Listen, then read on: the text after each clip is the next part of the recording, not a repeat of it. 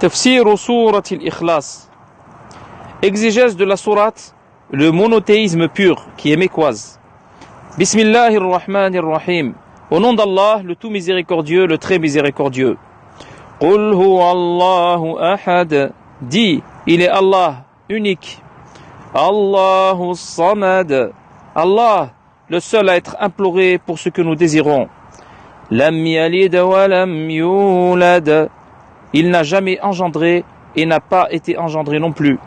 Wa lam yakul lahu kufuwan ahad. Et nul n'est égal à lui.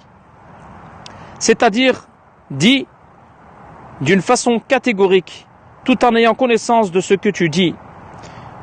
Huwa Allahu ahad. Il est Allah unique. C'est-à-dire qu'il est distingué par l'unicité. Il est l'unique qui se distingue par la perfection et qui possède les plus beaux noms, les attributs les plus sublimes et les actes les plus sacrés. Il n'a ni égal ni semblable. Allahu samad. Allah, le seul à être imploré pour ce que nous désirons, c'est-à-dire celui vers lequel on se tourne pour tous les besoins. Aussi bien les gens du monde supérieur qu'inférieur dépendent totalement de lui.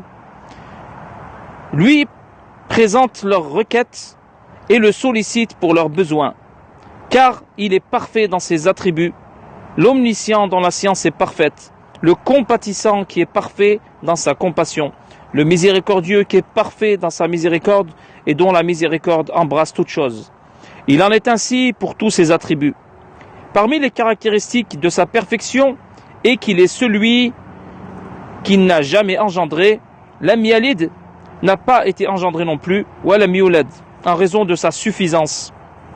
Wa lam yakul lahu kufuwan ahad, et nul n'est égal à lui, ni dans ses noms, ni dans ses attributs, ni dans ses actes. Cette sourate contient donc l'unicité des noms et attributs.